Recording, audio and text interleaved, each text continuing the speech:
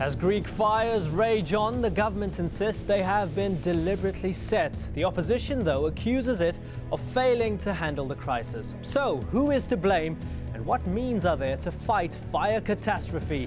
This is Inside Story.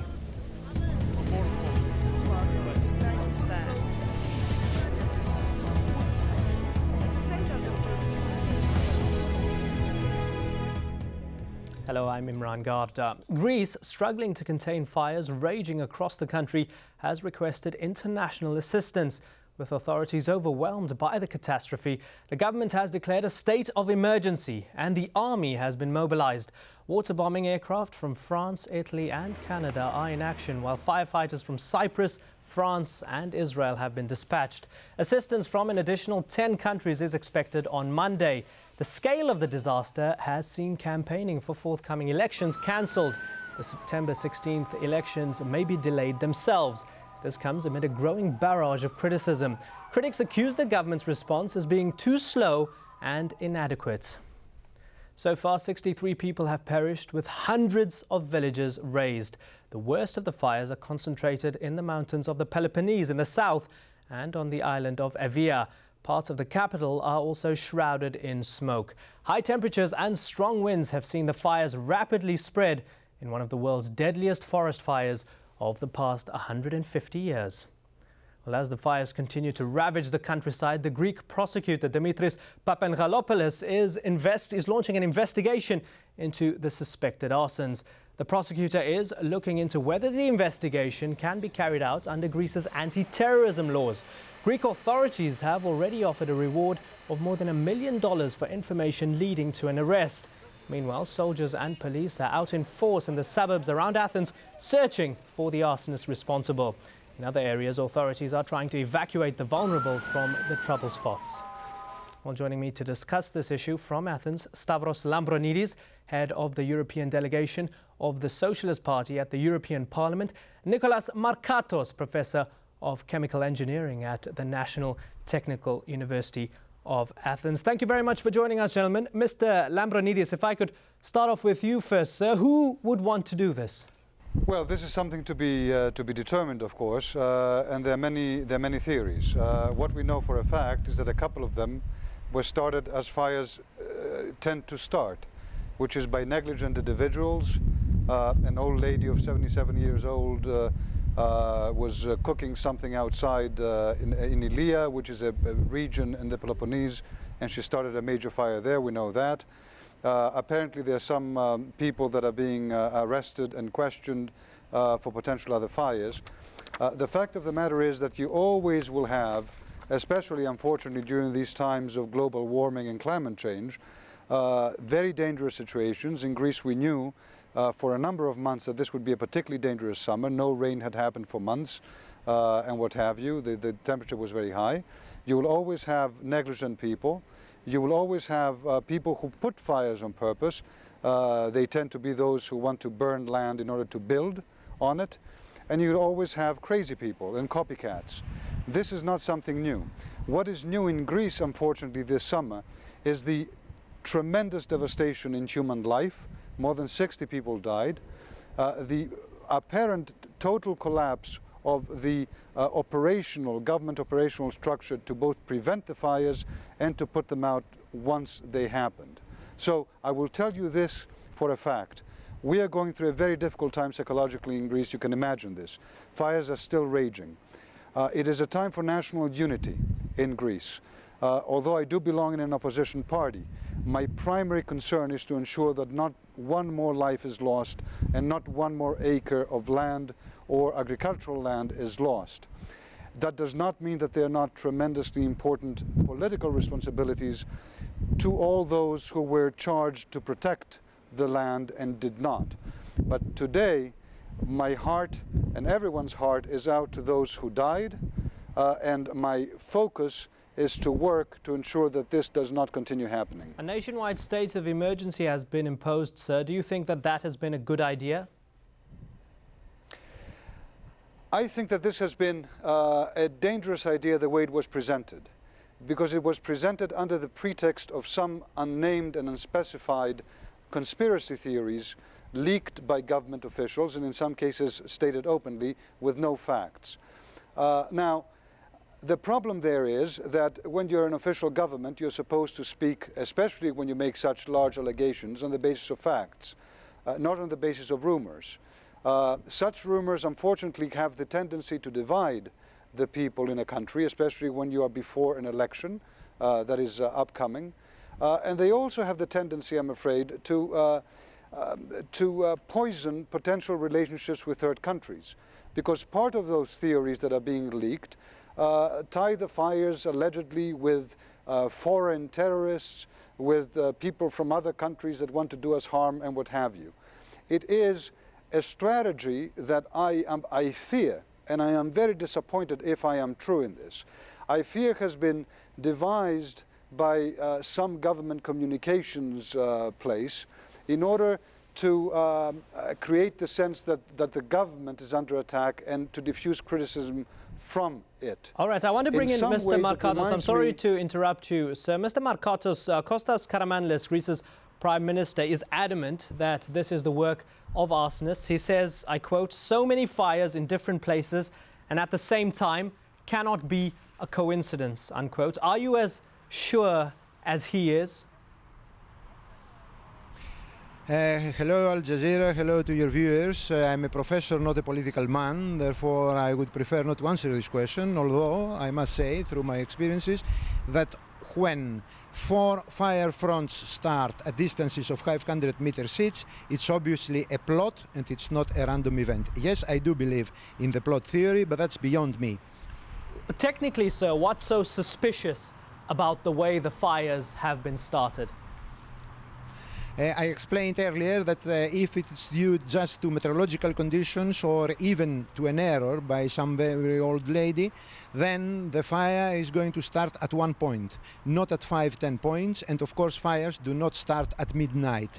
Most of the fires start at midnight. Therefore, it's certainly a plot, but I don't believe that in the middle of a national tragedy we should discuss these sort of things. From my point of view as a university, the only thing I can say, because really after the event we can all be clever, and I'm not going to be presumptuous concerning all these things. The only thing I'm going to offer is to offer a system that my laboratory has developed, to offer it free of charge to the Greek society in order to optimize the way these things, and I hope they will never happen again in the future, but unfortunately they will, and therefore we are going to give free of charge to the Greek state this development, which is an integrated system that we just finished 6 months ago, and we had put it in a pilot application on Mount Pendeli. Unfortunately, the fire didn't start at that place, just to see really in real life how the system works. But sir, what about the systems, I'm sorry to interrupt you, what about the systems that were already there as preventative measures? Do you feel that the Greek government didn't take heed? Authorities around the world normally do not take seriously the recent developments in science and technology. I believe that in my country there is the idea that only the power of the water hose is the one that can extinguish fires. And of course that may well be true, but the water hose has to be put somewhere. And if you have a computer system that actually optimizes the location where the water hoses are going to be placed, obviously there is going to be a better extinction much faster. And let me say a few words about the system. The system consists of sensors that actually detect any increase in temperature which is suspicious and immediately informs the authorities, local authorities, government, or the General Secretariat of Emergency. Immediately there is a simulation, namely taking into account the real prevailing meteorological conditions, but also the land conditions, predicts what's going to happen to the fire in the next 1 minute, 2 minutes, 5 minutes, 10 hours, if you like, and instructs the fire brigade where exactly to put their extinguishing means, and also informs the pilots of the aeroplanes where exactly to unload their water, because obviously the pilots cannot see through the thick clouds of smoke. And furthermore, it does evacuation planning. In other words, it tells the authorities how to evacuate a village, which ways to use to evacuate these streets, etc.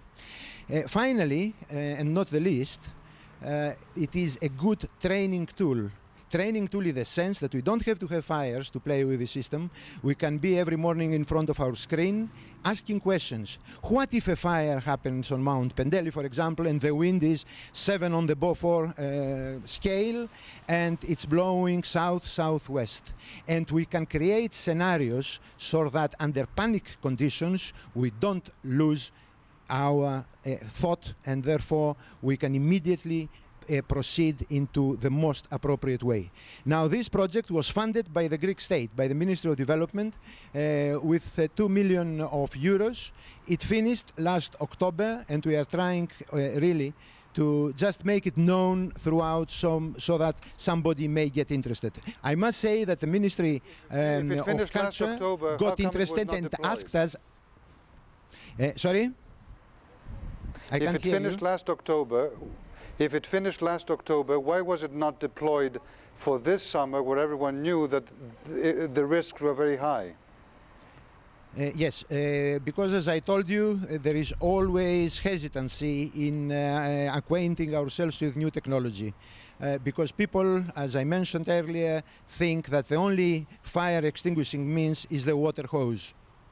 Mr. Lambronidis, I want to bring you in here. I want to close this for a second here. I want to bring you in with regards to the sort of distrust between the people and the government's efforts at the moment. Earlier in the day, our correspondent Lawrence Lee was reporting that in the town of Christina, a Greek Army Chinook helicopter landed, or a few Chinook helicopters landed, telling residents it was there to evacuate the town.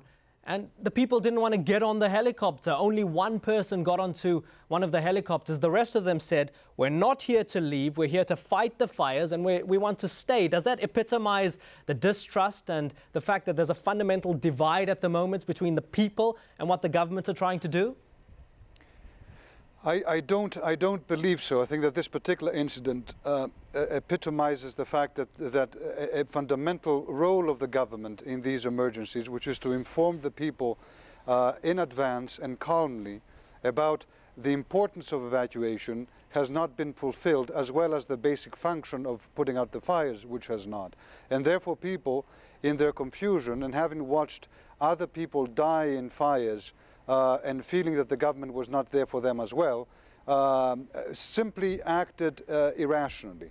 I hope that this does not get repeated, because I do believe that people have to understand that their lives are extremely important, the same way that the government has to understand that the people's properties are important. A classic example of the problem occurred yesterday with ancient Olympia. Here we're talking about an international cultural heritage for the world, not just a Greek site. From the morning of yesterday, the fire department announced that it felt that there might be a risk for Olympia, and it stated that it had taken all measures necessary to ensure that Olympia would not be in danger. And 6 hours later, Olympia was in flames.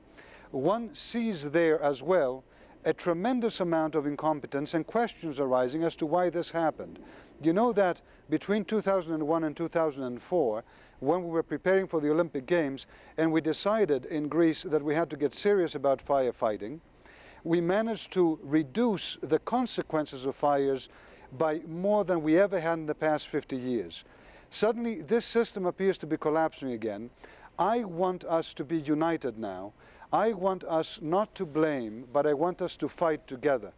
The time for blame, unfortunately, cannot be too much in the future, because these fires happen continuously, it appears, and we cannot not examine what is going wrong. But certainly we must unite to help our people, and especially those people who suffer. All right, sir, I'm going to have to stop you there because we have to take a break. I'll give you an opportunity to continue. It is time for a short break. When we come back, we'll talk more about the Greek fires and fires elsewhere. Stay with us.